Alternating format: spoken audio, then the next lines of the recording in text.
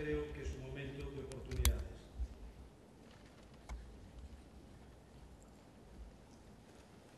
Esto que ven aquí, está reflejado este texto en el lenguaje originario que fue publicado en el castellano antiguo, procede de la obra Discursos medicinales del año 1607, escrita por el doctor Méndez Nieto. Este doctor ejerció en España, también aquí en Sevilla, en determinado momento de su vida, y ejerció también en Nueva Granada, es decir, en el Virreinato de Nueva Granada, en América, hoy en día Colombia. Como ven, esa proposición que hace ahí se refiere al tratamiento de un negro, al que le había dado un tétanos, y ya ven lo que la medicina de la época realizaba para tratar a ciertas personas. Hay que decir que, como expone él en el libro, este negro fue tratado porque además era un habilidoso manejador de los ingenios productivos que si ni siquiera se le hubiera llevado a la atención del doctor. Yo me voy a referir a lo largo de mi exposición, primeramente en el marco teórico, haré una serie de reflexiones desde el punto de vista diacrónico de la historia de la evolución de la fisioterapia, que la dividiré en 4 etapas. Juntamente con esta evolución histórica realizaré un análisis psicosocial en el que pretendo exponer precisamente cómo las profesiones y concretamente la fisioterapia evolucionan para ir desarrollándose y tratar de alcanzar su marco competencial. En la última parte de la exposición mostraré una parte empírica en donde se verán los resultados estadísticos de unas encuestas que se le han formulado, por un lado, a cuadros de la fisioterapia del ámbito español, representantes de colegios profesionales, representantes clínicos y representantes académicos, y por otro lado a una muestra de profesionales que ejercen en el ámbito territorial de Galicia, profesionales del ámbito clínico, para conocer qué es lo que opinan acerca de las proposiciones que haré a lo largo de la ponencia. Los objetivos que perseguimos en esta ponencia es establecer la correlación entre el proceso formativo de los fisioterapeutas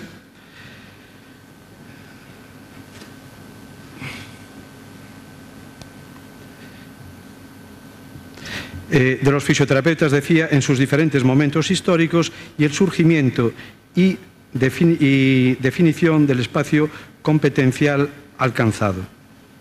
El papel desarrollado por las instituciones sociales profesionales de representación del colectivo en la adquisición de una identidad profesional, homologación de la fisioterapia española a nivel internacional y establecimiento de funciones y competencias, así como el papel desempeñado por la estructura académica dentro de las universidades para orientar la formación en los títulos de grado al futuro desarrollo profesional de la fisioterapia, momento en el que nos encontramos en la actualidad. El desarrollo profesional es un campo dinámico que requiere de una activa, interrelacionada y coordinada participación de los diversos actores antes citados. La tarea principal consiste en identificar los retos comunes y potenciar las sinergias que permitan su consecución, creando un sólido armazón conceptual y normativo que posibilite resistir con garantías de éxito las amenazas que pueda sufrir la fisioterapia en nuestro país. La fisioterapia es un término que posee al menos 3 significados.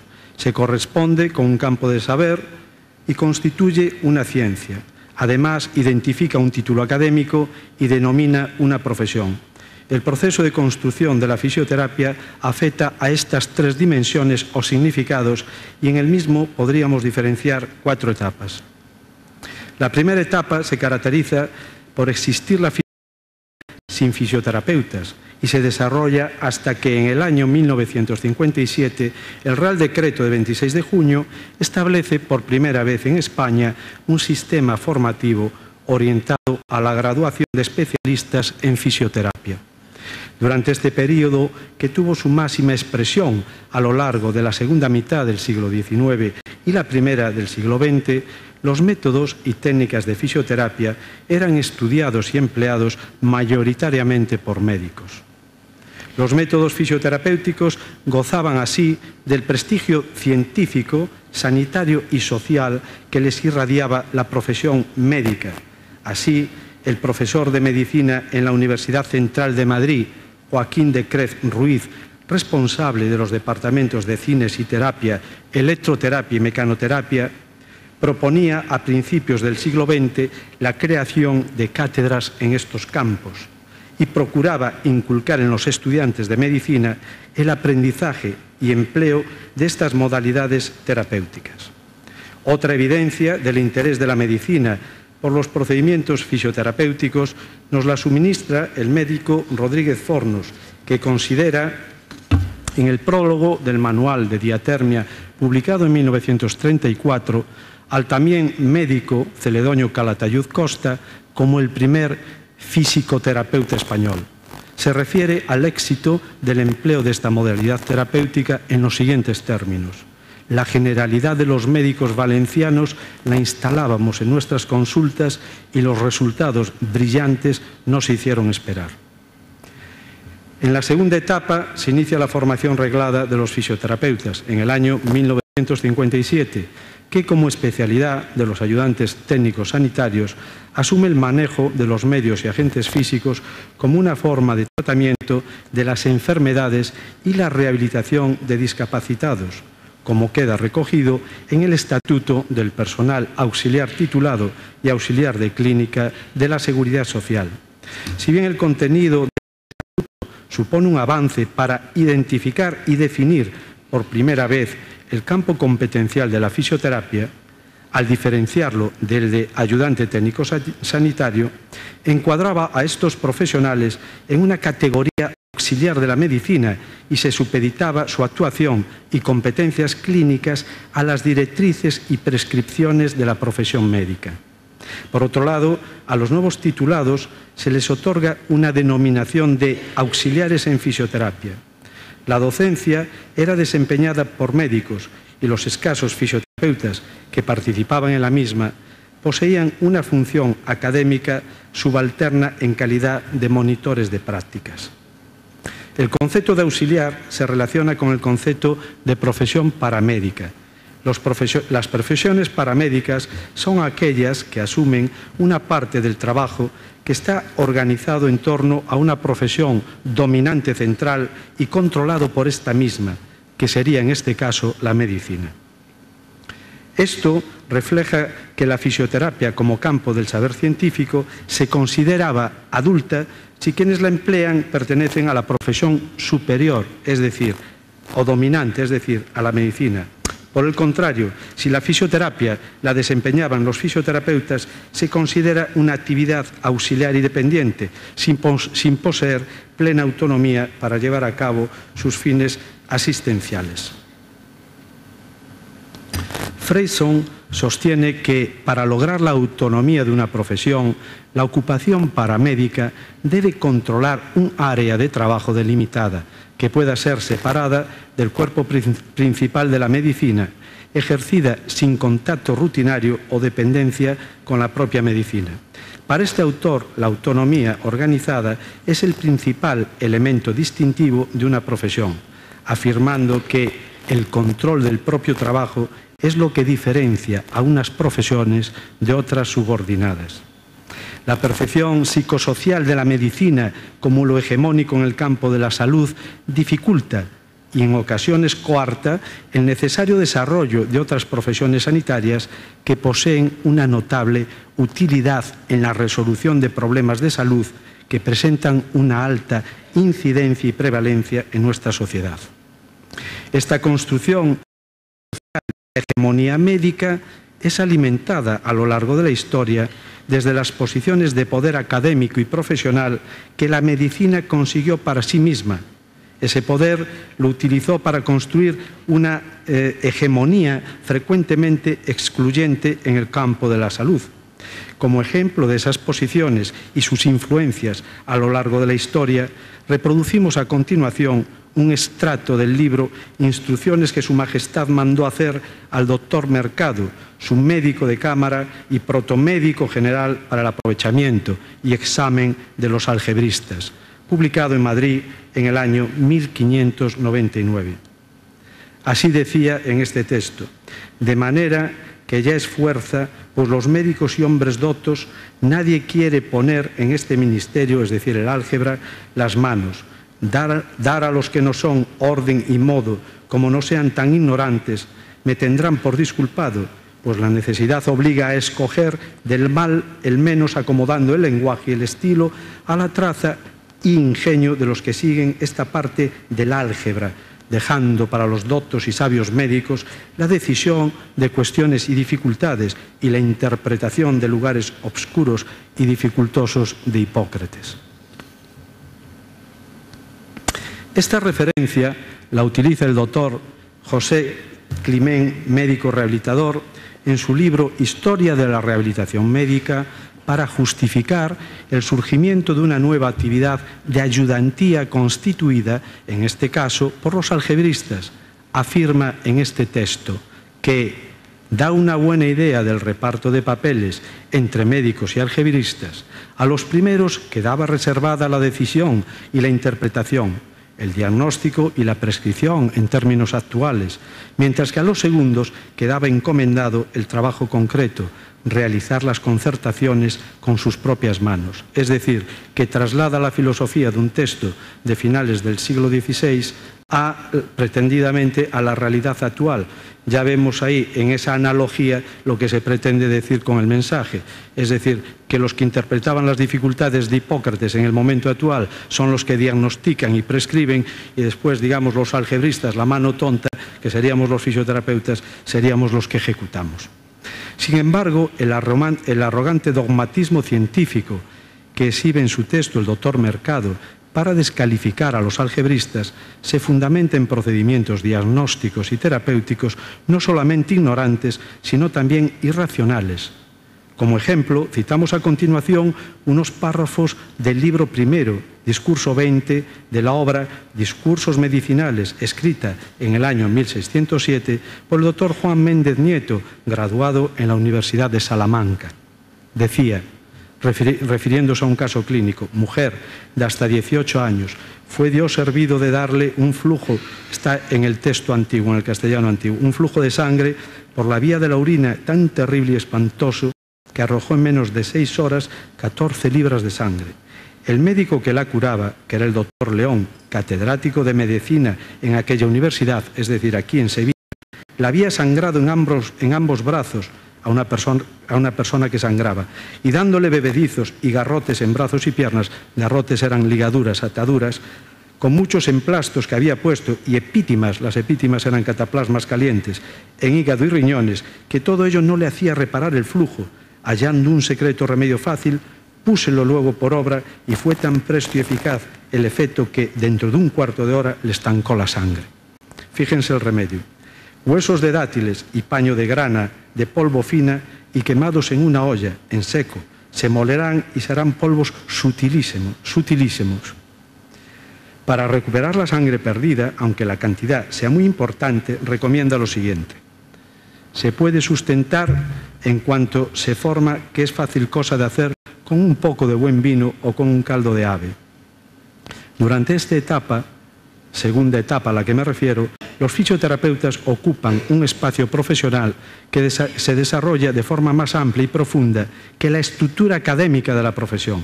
Este desarrollo profesional está relacionado directamente con la creación de la Asociación Española de Fisioterapeutas en el año 1969, organización que asume la representación de los fisioterapeutas y pone en marcha un conjunto de iniciativas orientadas a garantizar la formación continuada de los profesionales, promover su desarrollo científico por medio de la organización de congresos y defender sus intereses profesionales ante las autoridades, así como proyectar su imagen en la sociedad. La tercera etapa se inicia en el año 1982, con ocasión de publicarse el Real Decreto de 26 de julio de creación de los estudios de diplomado en fisioterapia. Esta etapa va a caracterizarse porque los fisioterapeutas potencian enormemente su avance profesional a nivel académico y científico, consolidando y prestigiando su nuevo título académico de diplomado en fisioterapia. Durante estos años se crea y potencia el área de conocimiento de fisioterapia que progresivamente se nutrirá de un numeroso colectivo de fisioterapeutas docentes. La actividad de las escuelas de fisioterapia y los departamentos universitarios promueven que estos profesores alcancen elevados niveles de especialización y capacitación científica.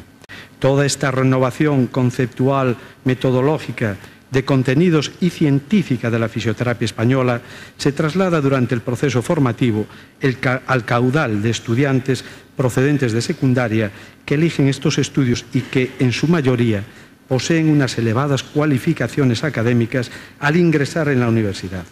Además, se oferta una amplia y variada formación de posgrado, tanto por iniciativa de los centros académicos y departamentos de fisioterapia, como por la de las organizaciones de representación científica y profesional, como la Asociación Española de Fisioterapeutas y los colegios profesionales.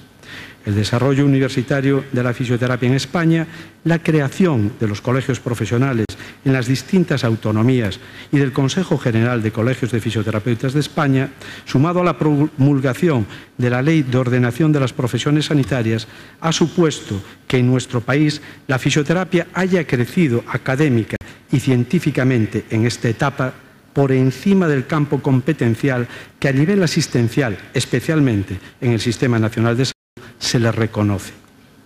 La cuarta etapa se inicia a partir del año 2008 con la implantación de los nuevos títulos universitarios de graduado en fisioterapia, que a nivel académico culminan el proceso de implementación de la nueva estructura formativa en la educación superior, es decir, grado, máster y doctorado. Como consecuencia de esta renovación, los fisioterapeutas podrán acceder a los niveles educativos más elevados, como el título de doctor, siguiendo itinerarios formativos que respondan a sus intereses, sin hacer vericuetos como había que hacer anteriormente. El soporte normativo que regula el desarrollo e implementación de los títulos de grado en fisioterapia recoge en su articulado una estructura organizativa de los estudios, así como la definición de los contenidos formativos y las competencias específicas que han de alcanzar los estudiantes. Ello todo está recogido en la famosa Orden CIN, que ha de servir para que los alumnos desarrollen su proceso educativo. Todo este cuerpo legislativo recoge en gran medida las expectativas plasmadas por el colectivo académico y profesional en el Libro Blanco de la Fisioterapia, editado por la ANECA en el año 2004. Podemos considerar que la fisioterapia española, en 54 años, ha alcanzado la plenitud de su desarrollo académico.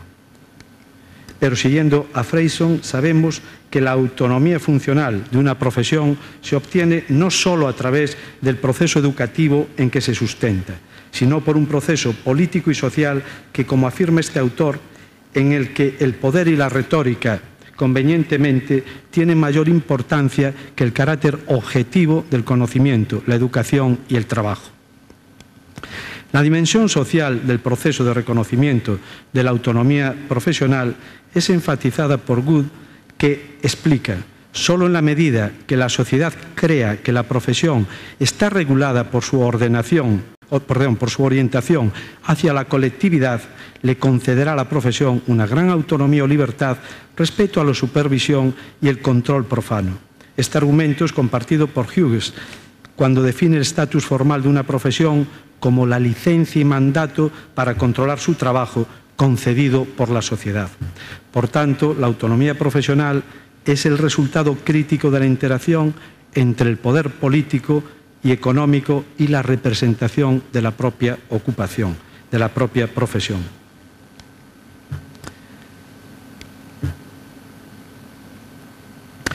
Esta interacción se verá facilitada por el trabajo colectivo de los organismos de representación del colectivo, tanto a nivel internacional, la WCPT, la Red Europea de Escuelas de Fisioterapia, la ENFE, como a nivel nacional por la Asociación Española de Fisioterapeutas, colegios profesionales, Consejo General de Colegios de Fisioterapia y a nivel académico la Conferencia Nacional de Directores de Escuelas de Fisioterapia. Todas estas organizaciones deberían coordinar su acción para convencer al Estado de que el trabajo de los fisioterapeutas es fiable y valioso para la sociedad. Podemos afirmar que en esta nueva etapa el reto de la fisioterapia como profesión será adecuar sus competencias y capacidad facultativa al desarrollo académico alcanzado. Esto significa vencer las resistencias expresadas en su mayor parte por la profesión médica, que percibe como una amenaza la consolidación de la autonomía profesional plena de los fisioterapeutas. Un buen indicador de esta rígida postura intelectual y científica, así como profesional, queda expresado en el recurso judicial interpuesto por el Consejo General de Colegios de Médicos ante la Audiencia Nacional contra la citada Orden CIN y concretamente contra el punto 6 del apartado 3 que recoge la competencia diagnóstica de los estudiantes de fisioterapia en los siguientes términos: valoración diagnóstica de los cuidados de fisioterapia según las normas y con los instrumentos de validación reconocidos internacionalmente.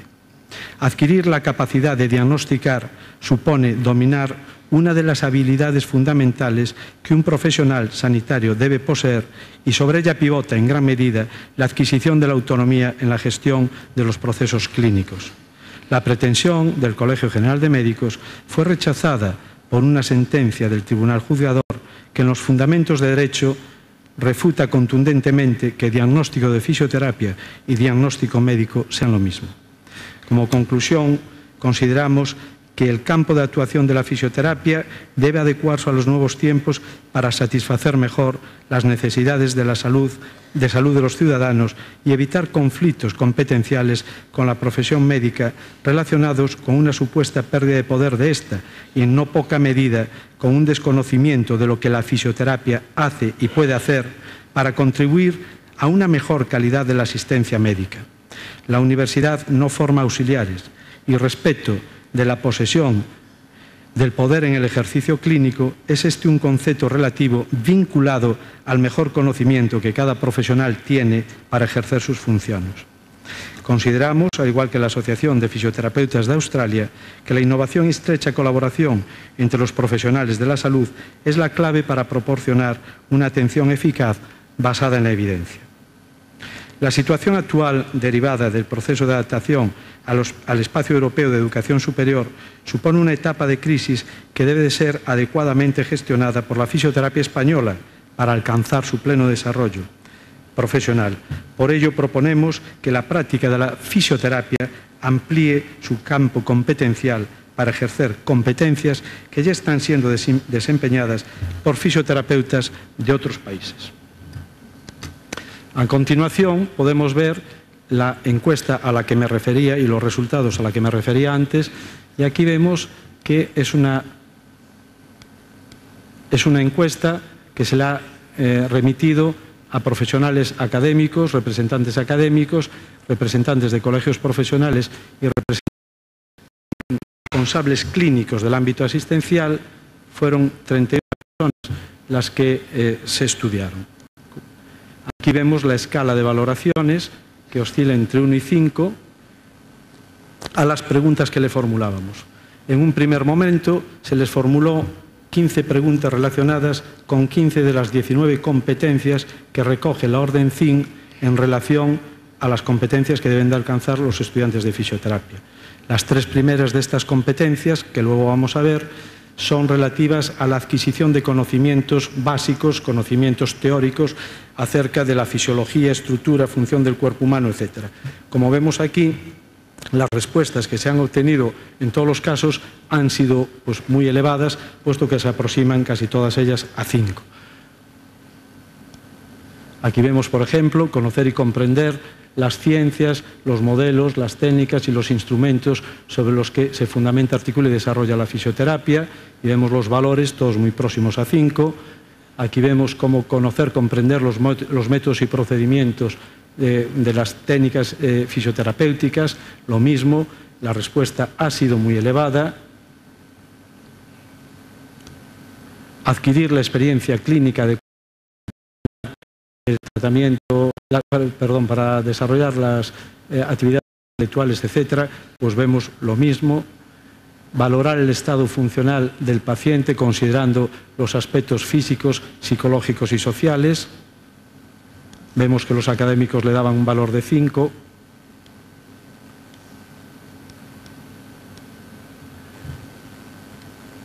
Evaluar la evolución de los resultados obtenidos en el tratamiento en relación con los objetivos marcados. Elaborar un informe de alta de los cuidados de fisioterapia una vez cubiertos los objetivos propuestos. Curiosamente, aquí los clínicos le dan una valoración un poquito inferior a los académicos y a los representantes profesionales. Saber trabajar en equipos multidisciplinares. Aquí los clínicos, fíjense, que elevan un poquito el valor por encima de los otros representantes. Participar en la elaboración de protocolos, comprender la importancia de actualizar los conocimientos. Aquí ven precisamente que los académicos y los representantes profesionales pues lo destacan. Plena autonomía profesional en la toma de decisiones, y aquí ven pues que concretamente los clínicos le dan 4,9 sobre 5, los académicos 4,82 y los representantes profesionales 4,75. Pero, a continuación, nosotros hemos formulado, como he dicho antes, una serie de preguntas a un grupo de profesionales del ámbito gallego que ejercen y están inscritos en el Colegio de Fisioterapeutas de Galicia. La muestra que hemos manejado está distribuida, como ven aquí, 24% de varones, un 76% de mujeres. Y vemos que son profesionales, la muestra era de aproximadamente casi 180 personas. Se les pasó un cuestionario escrito que remitieron, y lo más interesante quizás es que la edad media era de 30,3 años y la experiencia profesional era de 7,3 años. Esto digo que es interesante porque hay que tener en cuenta que la edad media de nuestros profesionales es realmente muy joven, ¿no? Por tanto, estos son profesionales ya que tienen una experiencia clínica, vamos a decir, amplia, y el criterio que pueden manejar a la hora de evaluar las preguntas que les hemos formulado consideramos que debe de estar también fundamentado. Si existiera la posibilidad de lograr el acceso directo a fisioterapia por parte de los pacientes, ¿usted cree que los fisioterapeutas deberían realizar un curso de formación continuada para tratar pacientes sin paso previo por el médico, es decir, la derivación directa? Y fíjense que dicen sí el 52% y no el 48%. ¿Deberían pasar un examen de competencia clínica si existiera la posibilidad de acceso directo? Dicen sí el 40%, no el 60%. ¿Deberían tener un mínimo de un año de experiencia clínica? Sí el 60%, no un 40%. ¿Sus tratamientos deberían ser revisados periódicamente por el médico? No el 84%, sí el 16%. ¿Los pacientes deberían tener un diagnóstico inicial del médico? Sí el 52%, no el 48%. ¿Deberían enviar al médico a los pacientes que excedan los 30 días de tratamiento? Sí el 51%, no el 49%. ¿Deberían permitir que el sistema se quedase como actualmente? No el 91%.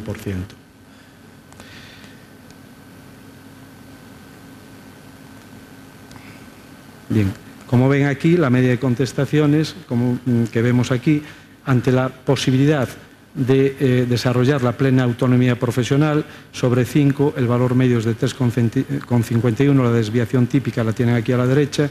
En cuanto a la posibilidad de solicitar pruebas complementarias de tipo diagnóstico, como pueden ser pruebas radiológicas simples, ecografías, análisis de tipo clínico como pueden ser análisis de sangre, análisis de orina, fíjense que el valor sobre 5 es de 3,17. En cuanto al establecimiento del diagnóstico fisioterapéutico o diagnóstico funcional, el 3,57 opinan que están a favor. En cuanto a la posibilidad de derivación directa a otros especialistas, el 3,19. En cuanto a la posibilidad de prescripción de productos ortoprotésicos para el ejercicio de la fisioterapia, baja a 2,7 el valor que le dan. En cuanto a la posibilidad de prescripción de productos farmacológicos, desciende a 1,7. Así que vemos que en el ejercicio de la autonomía profesional, aquí vemos la escala representada con los colores y, como hemos dicho hace un momento, a la prescripción de productos farmacológicos le otorgan un valor de 1,7 en la escala de 5, a la de prescribir productos ortoprotésicos para el tratamiento de fisioterapia 2,7. Pero nosotros, en esta ponencia, queremos proponer hacer una serie de proposiciones sobre las que se interrogó a estos profesionales. Y esas proposiciones, sobre ellas también se les preguntó a estos representantes académicos, clínicos y a los cuadros profesionales a los que me refería anteriormente. Y vamos a ver a continuación que las respuestas difieren enormemente de la percepción que tienen sobre esas preguntas los propios profesionales que ejercen la clínica en el ámbito de la comunidad gallega. Concretamente, cuando preguntamos sobre el acceso directo de los pacientes a la consulta de fisioterapia, así como la capacidad de prescribir a nivel de ejercicio privado y público, no solo el programa de intervención terapéutica, sino también cualquier producto sanitario, órtesis, prótesis, bastones, etcétera, necesario para el tratamiento de la fisioterapia, observamos que los académicos le otorgan 4,09, los representantes profesionales 4,33 y los clínicos 4,75. Estamos hablando en este caso de clínicos que son responsables de unidades clínicas, supervisores, etc. En cuanto a la posibilidad de prescripción de productos, vemos aquí. En cuanto a la propuesta de capacidad para emitir diagnósticos relacionados con las alteraciones de la función a nivel corporal y de persona, capacidad para solicitar pruebas diagnósticas básicas relacionadas con la elaboración de diagnósticos propios, como pueden ser radiografías, ecografías, electromiografías, analíticas de sangre y de orina, observamos que los profesionales le dan 4,25, los representantes de colegios 4,25 y los académicos 3,91. En el caso de los diagnósticos, los académicos suben a 4,82, los representantes profesionales alcanzan el máximo, el 5, y los representantes clínicos el 4,5.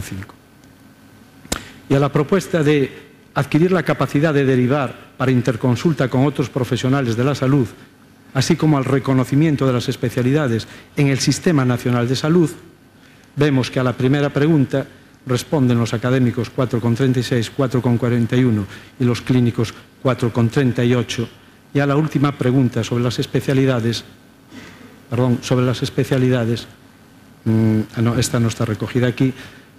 Por tanto, lo que vemos en la muestra empírica que acabo de exhibir es que claramente se ve que los cuadros profesionales, los cuadros académicos y los cuadros clínicos tienen una visión acerca de las proposiciones de renovación de las competencias profesionales de fisioterapeuta diferente a la que los profesionales que ejercen, digamos, cotidianamente sin tener ninguna de esas responsabilidades que acabo de citar, desarrollan en la muestra que nosotros hemos manejado, que es una muestra de aproximadamente 180 profesionales del ámbito gallego, y en donde hemos visto que muestran dudas. Nosotros, cuando formamos a estos profesionales, si bien no hemos medido si todos los profesionales que contestaron procedían únicamente de las dos universidades gallegas que imparten esta titulación, puede ser que algunos vengan de otras universidades, pero en cualquier caso, lo que es claro y meridiano es que muestran dudas acerca de la posibilidad de adquirir estas competencias a las que me he referido de forma, pues vamos a decir, franca, directa, etc. Por tanto, los académicos, los representantes profesionales y los responsables clínicos tenemos un margen y tenemos la obligación, entiendo yo, de promover esta nueva evolución de tipo competencial que yo defiendo en esta ponencia para la fisioterapia. Por tanto, creo que el inmovilismo nunca resuelve los problemas. Hemos visto cómo a lo largo de la historia tuvimos que ir evolucionando y hemos visto cómo cuando la fisioterapia en los finales del siglo XIX, principios del siglo XX, antes de que existieran fisioterapeutas institucionales en España, era desarrollada, por ejemplo, por los médicos, se desempeñaba en las cátedras de las universidades, parece que la fisioterapia gozaba de un gran prestigio, como ellos mismos avalaban. Por tanto, percibimos como muchas veces las consideraciones de tipo social, es decir, las percepciones que la sociedad en su conjunto, pero también los grupos interesados, como pueden ser los gestores de la sanidad pública, e internamente las propias percepciones, prejuicios e intuiciones que nuestro colectivo profesional poseen acerca de sí mismos, pueden modificar, limitar o entorpecer la evolución en la adquisición de estas competencias profesionales. Yo propongo formalmente a esta asamblea, y así lo considero, que la fisioterapia ha alcanzado en el momento actual su máxima competencia académica, es decir, tenemos doctores en fisioterapia, tenemos un grado en fisioterapia, hay másteres en toda España, se hace investigación en fisioterapia, la fisioterapia española está homologada a cualquier otro modelo de fisioterapia desde el punto de vista académico de los países más avanzados en el campo de la fisioterapia, pero creo que tenemos que ser ambiciosos y, en correlación a este desarrollo académico, en el momento de crisis que estamos ahora, que deriva precisamente de ese proceso de adaptación al espacio europeo, y aquí quiero explicar que la palabra crisis es una palabra que expresa oportunidad, debemos de ser ambiciosos y, por tanto, solicitar de nuestros representantes profesionales, solicitar de nuestro pilar académico y solicitar de los responsables clínicos que aunemos las proposiciones ante las autoridades para que esa percepción psicosocial de que la fisioterapia puede ser una modalidad de intervención en salud todavía supeditada, al menos en el ejercicio clínico, todavía supeditada a otros intereses, se vaya rebajando, se vaya puliendo, se vaya modificando y, por tanto, se cree el marco normativo de ejercicio profesional que contemple esta posición más avanzada del ejercicio clínico. Primero, tenemos que creérnoslo los profesionales y luego convencer a las personas externas a la profesión. Citando de nuevo a Freyson, decía él que muchas veces es la retórica de los representantes de las profesiones la que tiene más peso, es decir, la capacidad de influir ante los políticos, la que tiene más peso que los propios conocimientos formales de la disciplina y su validez social. Todos los que estamos aquí creo que estamos persuadidos del valor de la fisioterapia, pero tenemos que convencer y romper la esclerosis que en muchas mentes colectivas se dan y que limitan, a veces irracionalmente, las posibilidades de desarrollo competencial de la fisioterapia simplemente por ignorancia a veces, por desconocimiento, por desinterés o a veces por inseguridad, por miedo, como pasaba con la sentencia que he citado respecto del diagnóstico de fisioterapia. Yo creo que el futuro es nuestro, lo hemos demostrado, hemos trabajado colectivamente y hoy este auditorio está lleno de representantes, de estudiantes, de representantes académicos cualificados, de profesionales clínicos cualificados, que estamos hablando de investigación en fisioterapia, por tanto, del elemento, del instrumento base para desarrollar la fisioterapia. Creo que hay que romper con los miedos, creo que tenemos que ser ese viento que, empujando las velas, el velamen del barco, rompe con el inmovilismo y, por tanto, hace avanzar a nuestra profesión.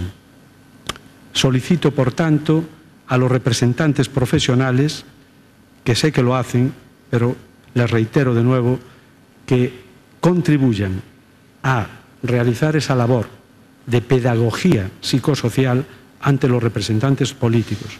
Solicito a los académicos que realicen esa labor educativa profunda en la mente de nuestros alumnos para que cuando tengan que afrontar los retos de autonomía profesional no estén asustados, no estén inseguros. Y solicito también de los responsables clínicos que trabajen y colaboren por integrar dentro de los protocolos asistenciales ese marco de competencia profesional que acabo de proponer. Por último, voy a dedicar unas palabras y un pequeño homenaje que no por sencillo deja de tener para mí un gran valor y que sale desde el corazón. Y ese homenaje se lo quiero dedicar, por un lado, al señor Villafaina, Miguel Villafaina, amigo, presidente del Colegio de Fisioterapeutas de Andalucía, que ha sido artífice pues, de este evento junto con su equipo, pero que además es una persona que a lo largo de su dilatada carrera profesional, académica y de representación gremial, ha contribuido a que la fisioterapia andaluza goce del prestigio y el desarrollo que tiene en la actualidad y también a que la fisioterapia española haya elevado sus estándares y sus niveles de desarrollo. Y además continuará haciéndolo. Y le felicito además porque ha alcanzado una jubilación jubilosa porque ha desarrollado un camino que así lo demuestra. Y por otro lado, a otro gran amigo, en este caso académico, que es el profesor Jesús Rebollo Roldán, el doctor Roldán, que para mí todos los andaluces y particularmente de aquí de Sevilla y de la Escuela de Sevilla deben de tener una memoria y una gratitud en su memoria, una gratitud histórica al trabajo que él desarrolló para implementar precisamente un modelo académico basado en la excelencia, basado en una estructura curricular que contribuya a superar los miedos y que precisamente persiga que los graduados sean autónomos en la toma de sus decisiones. También se ha jubilado recientemente, así que a los dos les agradezco esta trayectoria. Y nada más, quedo a su disposición por si quieren realizar alguna pregunta en el momento correspondiente. Gracias.